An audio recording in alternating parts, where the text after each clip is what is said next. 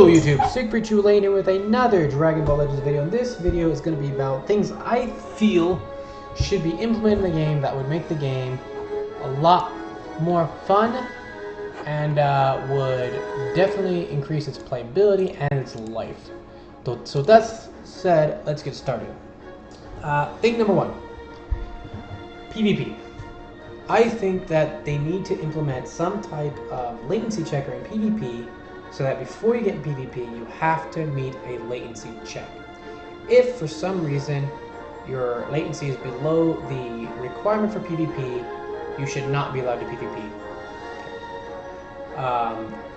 I know that this might make some people mad that have bad internet connection, but the fact is, it's not a fair situation, and if you have bad internet connection, it sucks to be you. You should not get some type of advantage because your internet sucks. And more importantly, I think most people who lag are just plain cheating. So I think implementing some form of latency checker during PvP would be great. Again, actual private, centers for the PvP would be awesome. I know people have been asking for that, private data centers. Another thing with PvP, have surrendering come with a bigger penalty. For example, I think if you surrender in a fight or forfeit a fight, you should lose double the RP. Because too often are people, if you see in showcases all the time, they get ready to do a legendary finish and oh, forfeit. It's like the major middle finger. So I think if you forfeit, you should lose double RP. This will keep people from forfeiting just to avoid the LF. Just like, people, some people still will, like some people for some stupid reason disconnect. That's always annoying.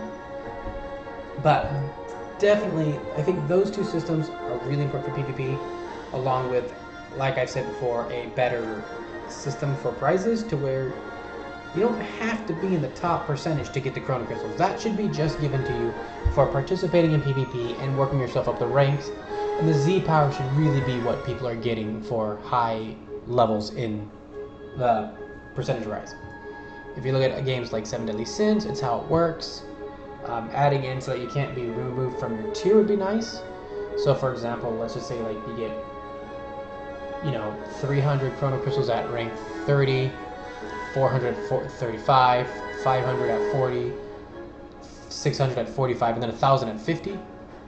And then as long as you stay at, and then at that point in time you can't be deranked as long as you're PvP. This would keep people PvPing.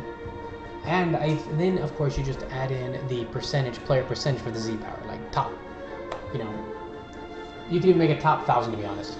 Because at that point in time, you're still going to have people competing. People are going to be happy because they can actually have a better way to save Chrono Crystals. Yeah, you might lose some money, but most people who save the Chrono Crystals aren't going to buy anyways. They're just going to say, screw it, I'm done. So, I think those changes to PvP would make the PvP a lot more enjoyable for everybody.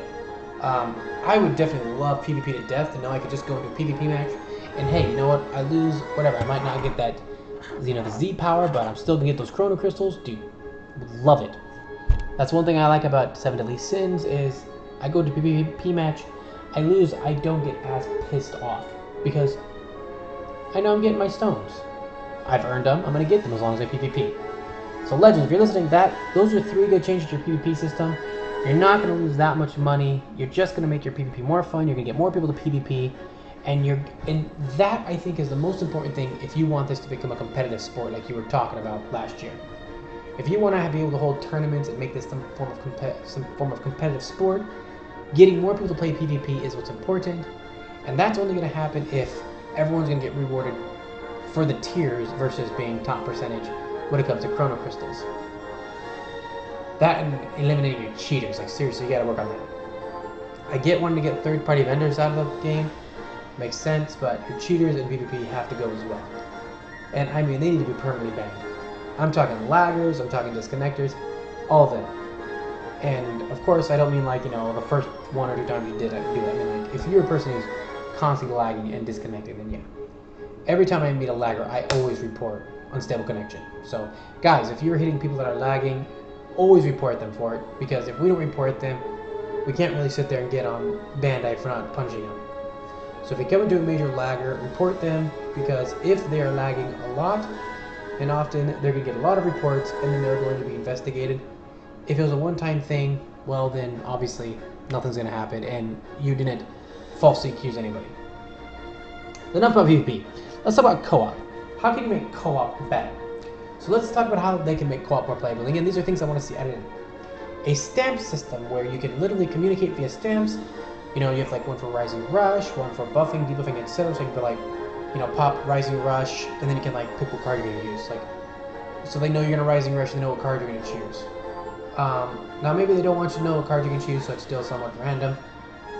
But that's only if you're randomly not playing with somebody you actually know. And if that's the case, then that's fine. But they should still have some type of system to communicate when you're going to Rising Rush, so that your players can communicate to each other. A lack of communication in the co-op mode is absolutely ridiculous. There's no reason why they can't allow you to fully communicate via stamps, so it's like Rising Rush Green, Rising Rush Key, Rising Rush Strike. Fact is, it's not going to break a system. It's going to be fine. And how often people have to farm co-op, the faster you can do it, the better. So I would love to see that added into the co-op system. Would love to see co-op raids become no longer time limited but permanent. Just you choose the co-op you want to do. So for example, if you want to do the Trunks co-op, you just go to the Trunks co-op. You want to do the Goku co-op, you go to the Goku co-op. You want to do, you know, make the co-ops permanent so that it doesn't get dead. Killing Android 17, I mean, I beat him over 200 times, I know, because I finished 200 missions. It's not fun anymore. So, instead of putting one co-op at a time, put up multiple co-ops, keep them up, or at least keep, you know, if you can't keep up every one of them, at least keep up 5 different co-ops, and just recycle them every month. So this month this month that. Recycle the co-ops, and recycle sets of them so that people don't get bored to death. I think that would be a great system. If somebody DCs, have a bot take over immediately, just like in PvP. You did it again. We saw it in this anniversary, so maybe you guys are testing it out. Hopefully, we'll see that in an update. But it's really irritating to get the boss to one strike card to die, and then, oh, my partner DC'd. Or, oh, my partner purposely DC'd because he didn't want me to get a legendary finish. And by the way, for any of you, for any of you assholes who purposely DC because somebody got their legendary finish off, man, fuck you. I'm just saying, man, fuck you. I don't get monetized in these videos, so I can say that. If you are purposely disconnecting so that somebody can't get the Vegeta Blue animation because you're a little bitch, then fuck you and go fuck yourself. I got so sick of that oh, look, I'm getting my legendary finish, I'm going to DC because I'm a little asshole. And this is Americans, this is Japanese players, this is every single goddamn player. If you would rather have wasted that entire 2 minutes just because you don't want somebody to get their legendary finish off, then you're a little cunt. Now, another thing that just to note is, there are times when you might DC and it doesn't work. I think I had three times. I mean, every time people try to DC, only once or twice did they actually successfully DC. But I got enough into the cutscene that I still technically got the clear because it had actually already gotten to the win, and it was just doing the finishing scene. So if you're thinking that your DCing during that is actually going to affect the player, it doesn't. On top of that, if you're a player that's going to, you know your partner's getting ready to use the Rising, they're getting ready to use their legendary finish, it's going to kill them, and you Rising Rush just to screw them out of it, dude, fuck you. Because the fact is, your Rising Rush is going to take longer than their legendary finish is. So, again, you're being a little bitch about it. And then the last one, if you're a person who's, going to disconnect because someone Rising Rushes when the boss is at 6 bars and you want to get your legendary finish off, dude, fuck you. Guys, it's a game. Don't DC just because you want to get that legendary finish off and they Rising Rushed at a decent time. Don't Rising Rush when the boss only has a bar of health because you don't want your partner to get their legendary finish off. And don't DC when someone does get their legendary finish off. Like, seriously, grow up. I got so sick and tired of that. I mean, I had so many people just DC because I had one blue Vegito.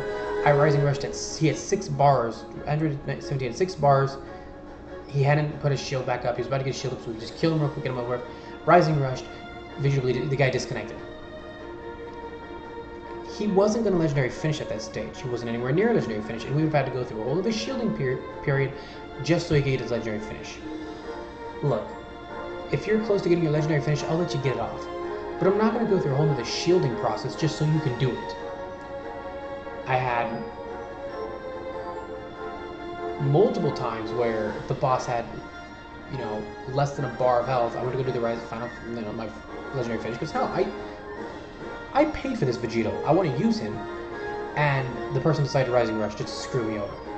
I got to a point where I could tell their plan, because if the boss got to the second shield and they hadn't used the Rising Rush, I had a really strong feeling they were going to Rising Rush just to kill the boss in the end, so I couldn't.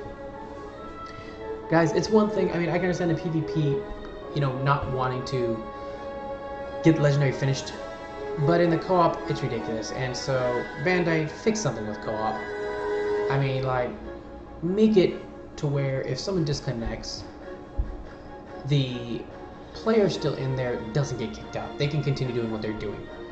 And, like, you can't do much about people deciding they're going to Rising Rush last second. That can't be helped. But you could at least make it to where if there's a disconnection issue, it doesn't end the fight. And I did have an issue where I was running with a friend, and we disconnected twice. And again, it ended the fight. Like, seriously, if you need to fix your co-op, and that is adding in a bot to take over when someone DCs. You can't fix certain people being assholes. It can't be fixed. They're just assholes, and I really hope they stop playing this game. And for anyone who says I'm being pretty salty, yeah, dude, I'm pretty salty. When you spend over 40,000 Chrono Crystals to pull a unit, and people decide that they're going to screw you out of your legendary finish, that you went hard to get that unit because they're, you know, jealous or they're envious or whatever you want to say, yeah, I'm salty. And when you decide you're going to DC because I Rising Rushed at a decent time, and you want to get your legendary finish off and you waste my time, yeah, I don't like my time wasted. No one does.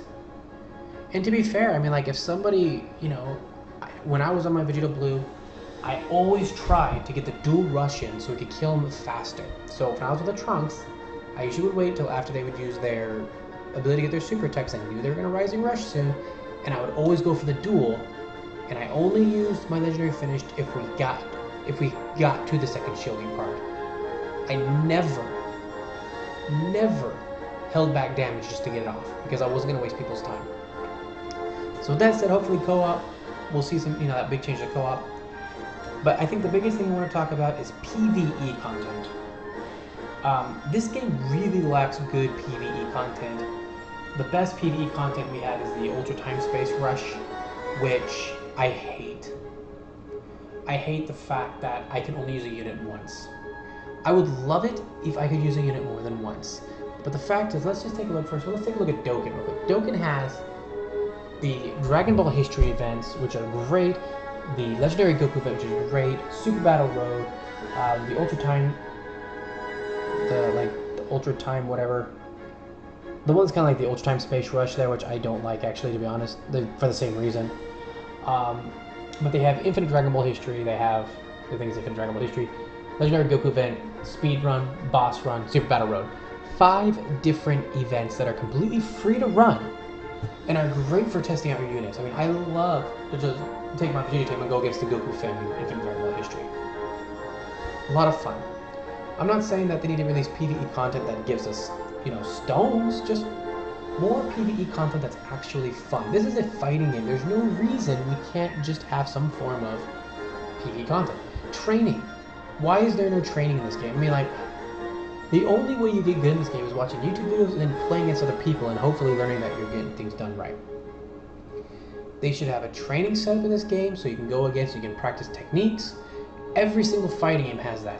Why doesn't this game have it? And it's capable of having it.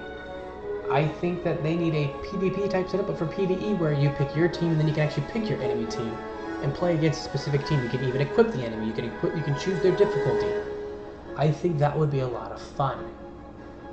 A big issue is this game doesn't really have a good difficulty level, in my opinion. It's either too easy. I mean, the Ultra Time Space Rush is way too easy at this point in time. I mean, I auto stages 1 through 3, the levels 1,000 to 3,000. I just auto it. And 4,000 and 5,000, I'm usually doing something else while I'm doing it. It's not hard to do. the the event ones, like those ones are ridiculous. Those ones can be ridiculous. I think this year, I will say, I do want to say this. When it loads up,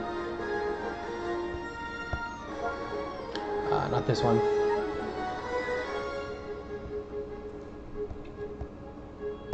This one was great. This one was a lot of fun. This was good difficulty. This is what I want to see more often. It was a good difficulty. I like this one. But I would like to see PvE content that we can run regularly. I would love to see a boss rush mode would be great, where you take on one boss at a time. You know, it's like, okay, we're gonna start with this boss, this boss, this boss.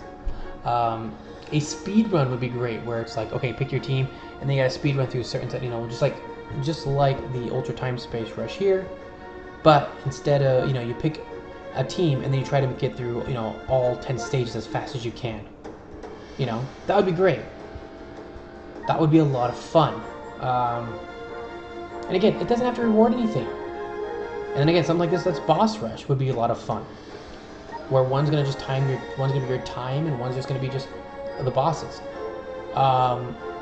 Something where, I mean, I feel there's such a lack of PvE content in this game that the only choices you really have is PvP. That's about it, PvP.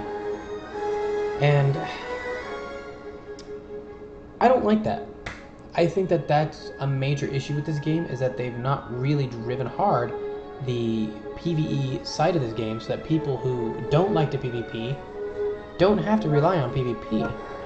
And right now, that's about where it says, like, oh, you want to play this game? Well, you better play some PvP. So again, I think that these are just ideas I have that I think will fix the playability of the game. I'm not going to go into summoning, because I feel like summoning is too big. You know, I've already made a video on that, and I feel like, you know, there's a difference between saying, hey, you know what, these changes aren't going to affect your income at all, versus, you know, a system that is going to affect their income. So anyways, guys, this is just my ideas. What do you think? What do you think needs to be changed or added into this game to increase its longevity? Because I honestly think if this game keeps following the same trend it did after the first year anniversary, after the second year anniversary, I think if it follows that trend, this game is not going to last that long. Anybody who does not have a Zenkai 7, you know, when you hit a Zenkai 7, you just like say, screw PvP. And when that becomes way more prevalent, and you're seeing multiple Zenkai 7 units on one team that are actually going to have synergy, yeah, I don't see many people playing that. So, what do you think needs to be changed? What do you think needs to be added? Again, try to keep it content only, not like, you know, oh, they need to increase summon chances, or they, you know, yeah, I have a lot of ideas for summoning. I think that could make it so much better. I might do that in another video. Again, I did do a video somewhat covering that, but for now, I just want to talk about the content that could be added to make the gameplay more lasting and more fun. With that said, guys, this is Secret Lane signing out, and I will see you in the next video.